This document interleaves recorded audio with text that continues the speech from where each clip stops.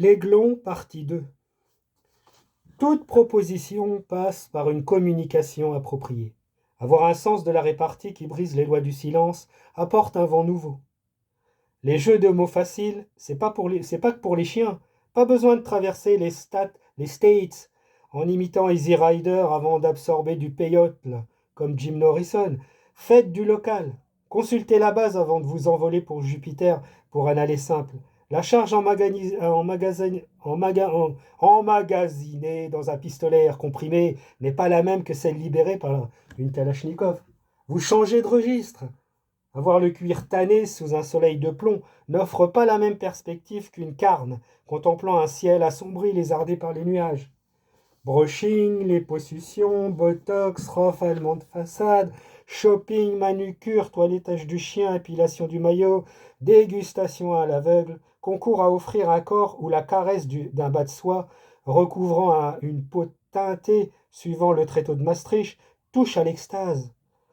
À côté, le preux chevalier parcourant la toundra sur son blanc destrier relève de la gageure. Le caribou qui mâchouille du lichen n'a pas la même symbolique que celui qui déambule dans les rues de Manhattan à la recherche d'un restaurant chinois. Tout est relatif, ou presque. L'autogestion d'un fruit de la passion au bord de la crise de nerfs vire au cauchemar. Avoir le sens du goût, c'est important, mais aussi celui de la mesure.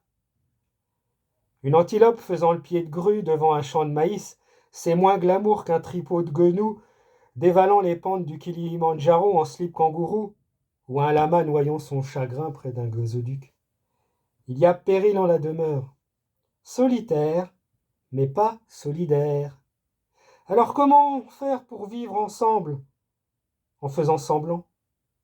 Un mariage de raison en quelque sorte qui porte la résolution vers le haut. Comment retrouver le sens du collectif au-delà des sensibilités individuelles?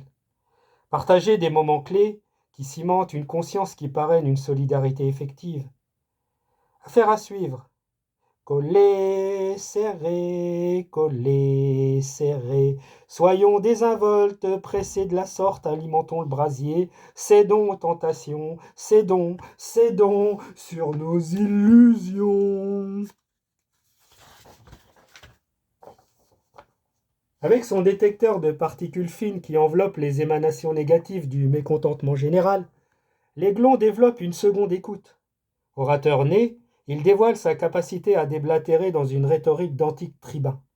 Formé au classique à la tragédie grecque, le culte des belles lettres ne se mesure qu'à l'aune de sa splendeur.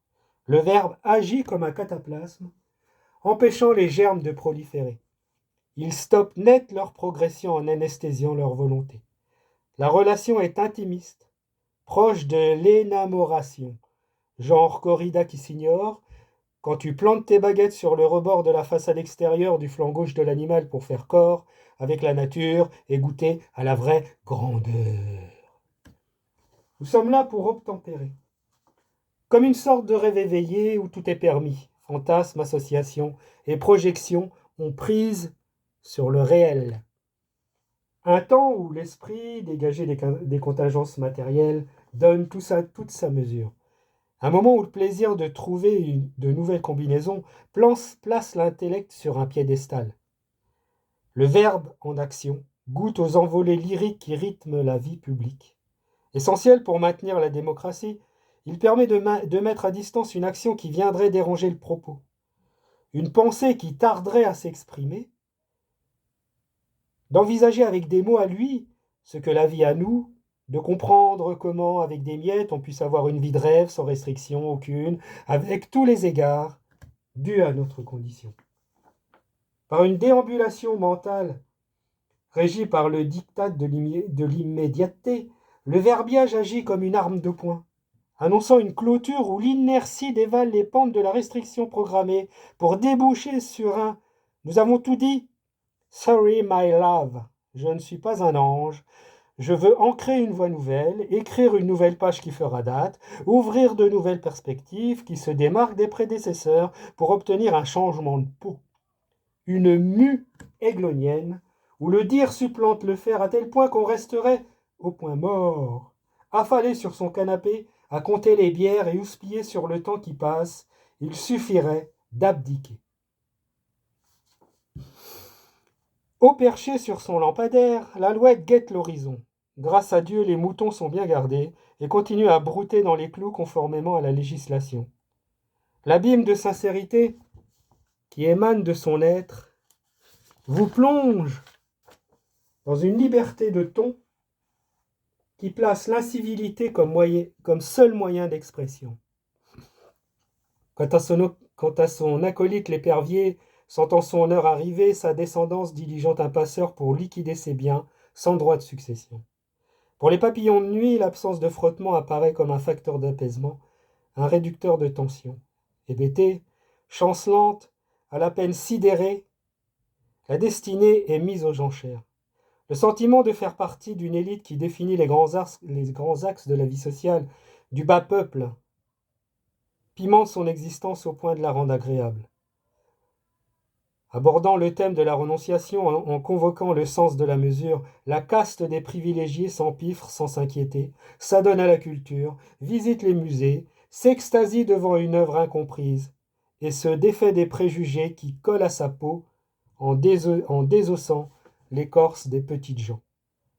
À casser des briques, creuser des trous et planter des clous, tu possèdes plusieurs compétences à la fois et tu peux te faire maître.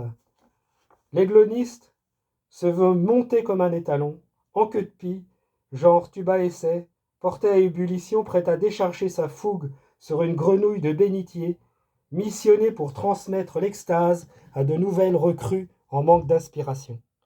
Nul besoin de convoquer l'assemblée ou de faire cesser les érythèmes.